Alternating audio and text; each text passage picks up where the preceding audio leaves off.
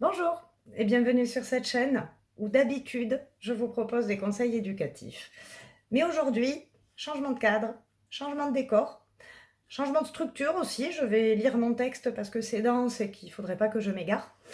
Mais aujourd'hui, jour de mobilisation dans les crèches et dans le secteur de la petite enfance, je vais vous parler de ce livre qui a fait le buzz un petit peu, puis ça y est, c'est déjà retombé, j'ai l'impression. C'est le livre de Victor Castanet qui s'appelle Les Ogres et dont le sous-titre est éloquent: Révélation sur le système qui maltraite vos bébés. Est-ce que c'est vrai? Est-ce que c'est bien réel? Oui, malheureusement. Comme pour les EHPAD, les professionnels de crèche ne sont pas du tout étonnés des révélations de Victor Castanet. Parce que ça fait 10 ans qu'on le dit, donc forcément, on est quand même au courant. Et il n'y a rien qui bouge.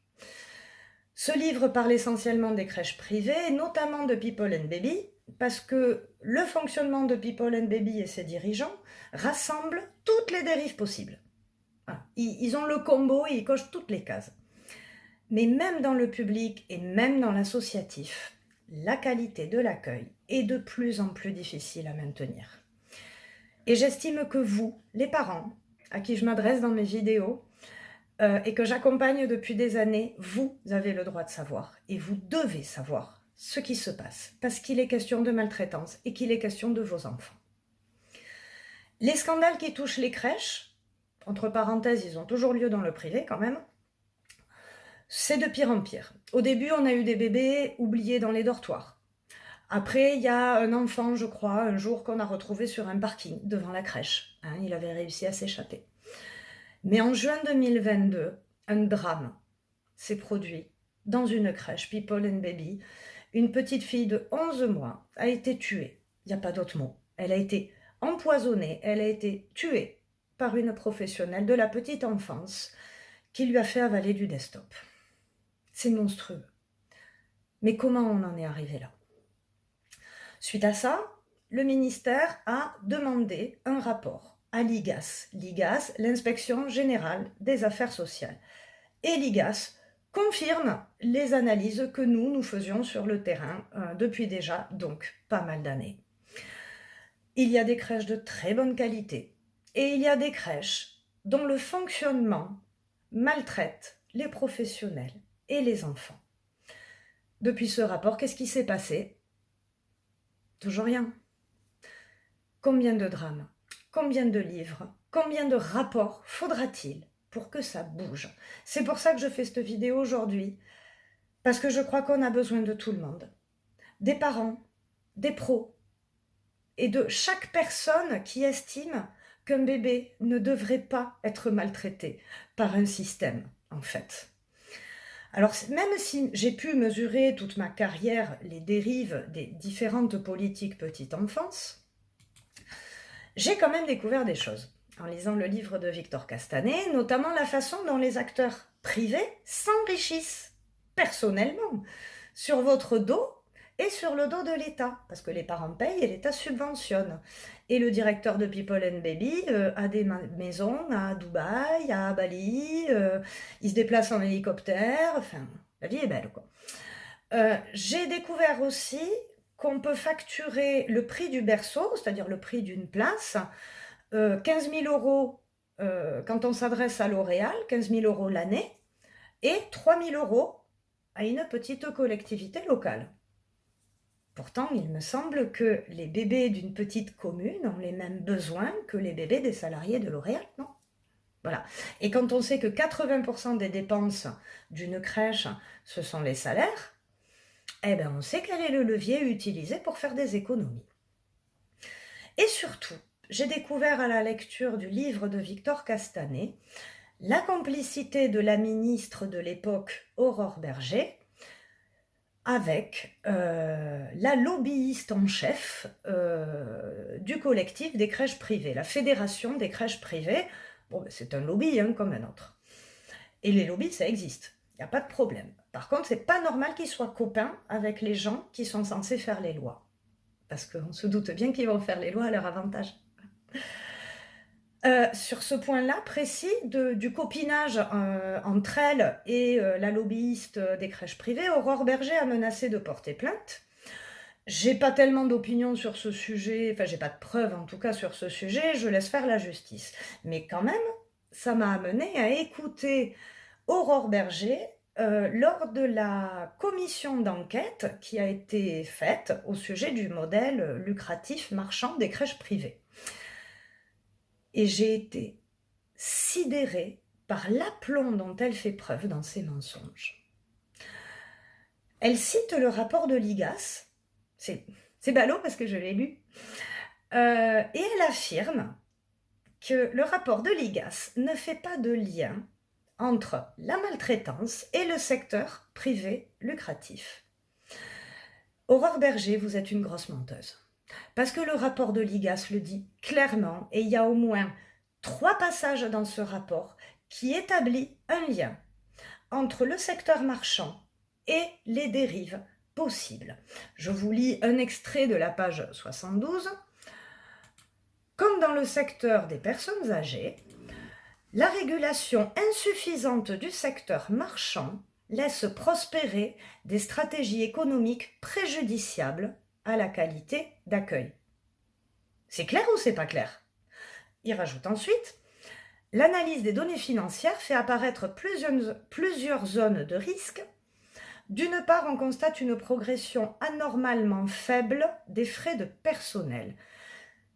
Ces frais dans le secteur marchand diminuent de 2%, tandis qu'ils augmentent de 18,5% dans les établissements en gestion communale et de 11% dans les établissements en gestion associative. Ça veut dire que le privé, il arrive à faire plus cher avec moins de personnel.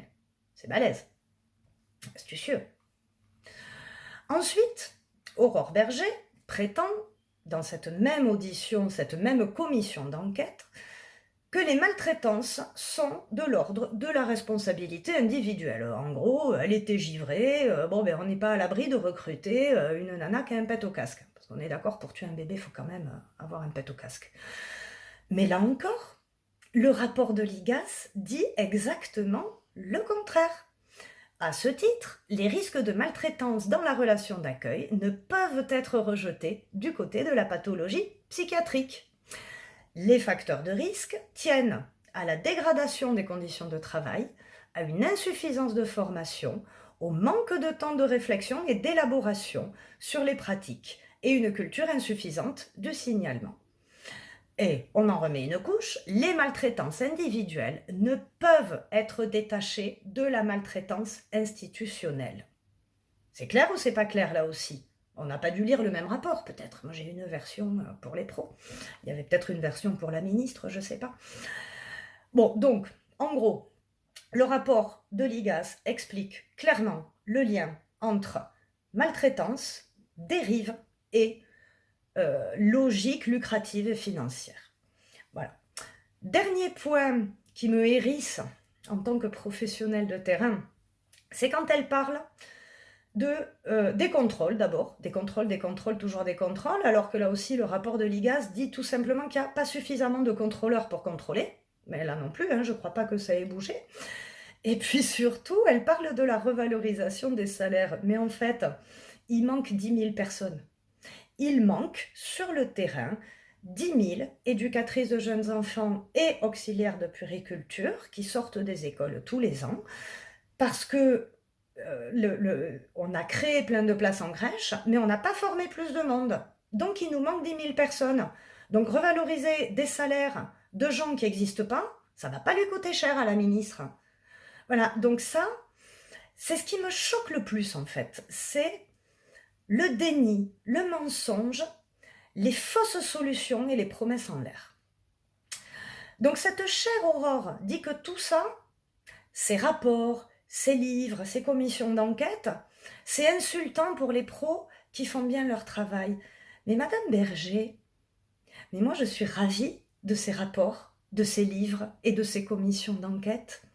Moi, à aucun moment, je ne me sens visée dans mes compétences et dans mon implication d'éducatrice. Je suis la première à demander une refonte totale de ce système.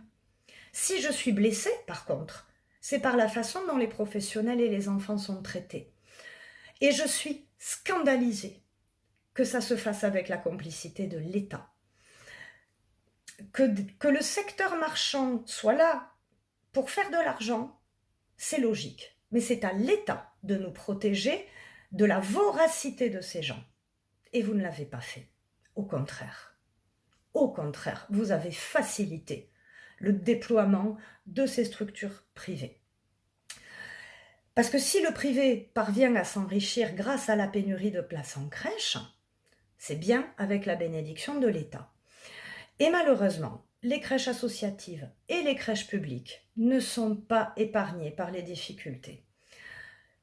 Le manque de personnel, il est partout. Le manque de personnel formé et qualifié. Voilà, parce que c'est un métier de s'occuper d'enfants en collectivité. Et il y a des professionnels pour ça, des éducateurs de jeunes enfants, des auxiliaires de puériculture. On met sur le dos des directrices et des directeurs une pression de malade pour qu'ils remplissent et qu'ils remplissent chaque berceau, chaque heure. Moi, je parle de remplissage. Ils ont changé le mot, ils parlent de taux d'occupation, mais ça revient au même. On peut l'enrober avec un autre vocabulaire. C'est la même logique. Remplir, remplir, remplir. Ce qui génère des conditions de travail dégradées et un turnover pas possible. On n'arrive plus à garder les professionnels en crèche. Et en gros, et au final, et au bout du bout, c'est vos enfants qui trinquent. Et ça, pour moi, c'est inadmissible. Contrairement...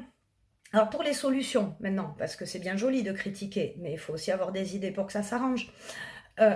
Contrairement au collectif Pas de bébé à la consigne, par exemple, moi je pense qu'il faut en urgence geler l'offre de places en crèche.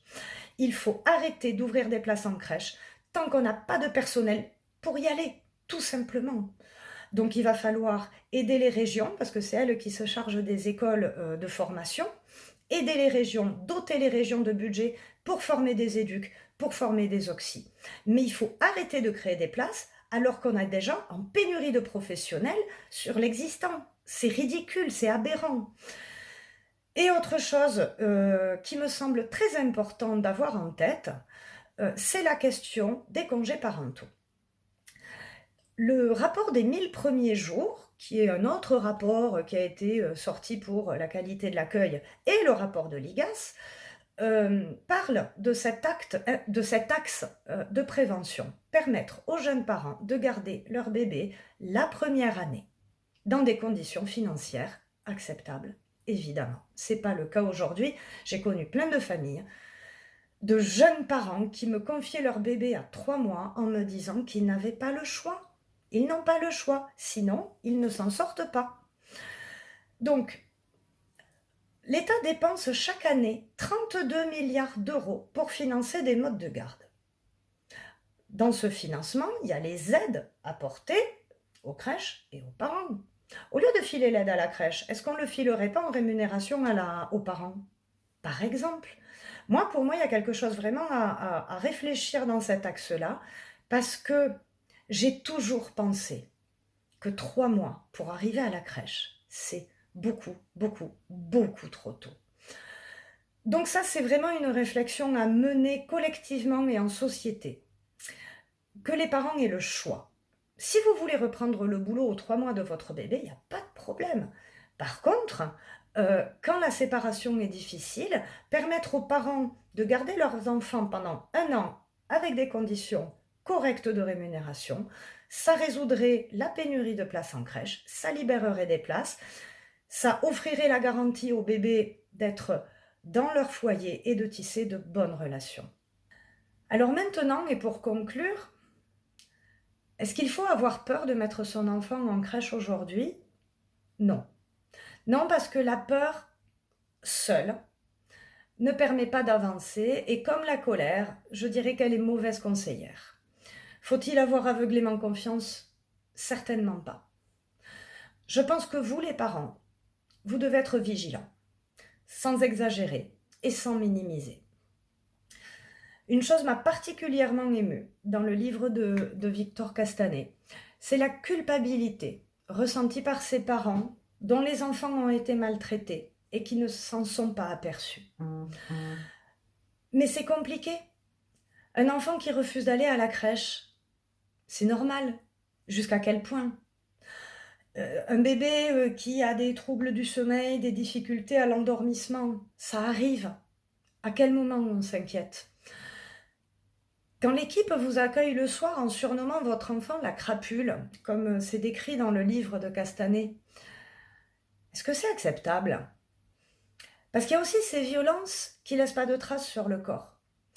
Il y a ces bébés qui ne voient jamais les mêmes visages à cause du turnover et qui ne peuvent pas créer les liens d'attachement dont ils ont besoin pour se sentir en sécurité. Et un enfant qui ne se sent pas en sécurité ne peut pas se développer harmonieusement et sereinement. Nous devons tous ensemble dénoncer ces crèches, parce que ces crèches maltraitantes, elles ne sont ni la majorité ni la norme. Et nous devons nous révolter pour que ça ne le devienne pas, parce que si ça continue comme ça, c'est le modèle qu'on va nous servir. Donc il faut absolument refuser aujourd'hui que ça puisse continuer.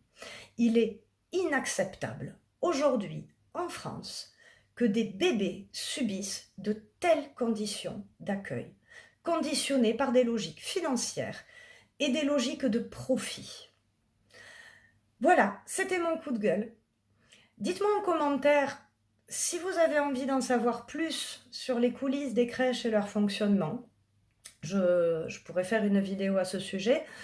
Dites-moi aussi si vous voulez que je vous parle un peu plus longuement du livre de Victor Castanet, parce que là, je n'ai utilisé que quelques passages. Mais pour conclure cette vidéo, je vous dirai à nouveau d'être vigilant et surtout de vous faire confiance. Si vous avez des doutes, parlez-en. Parlez-en à l'équipe. Vous savez, souvent, les équipes de ces crèches sont en souffrance. Elles n'osent pas, elles ont peur. Mais si vous posez des questions, il y a de fortes chances pour que vous ayez la réponse entre les lignes. Et parlez-en aussi aux autres parents. Si vous constatez tous, si vous êtes trop nombreux à avoir des enfants qui ont peur d'aller à la crèche, si vous êtes trop nombreux à avoir des enfants qui ont développé des troubles du sommeil, des troubles de l'alimentation, dites-vous que c'est pas normal. Voilà. Je ne veux pas vous inquiéter, mais je veux vous alerter, tout simplement. À bientôt pour une autre vidéo, un peu plus joyeuse, je l'espère.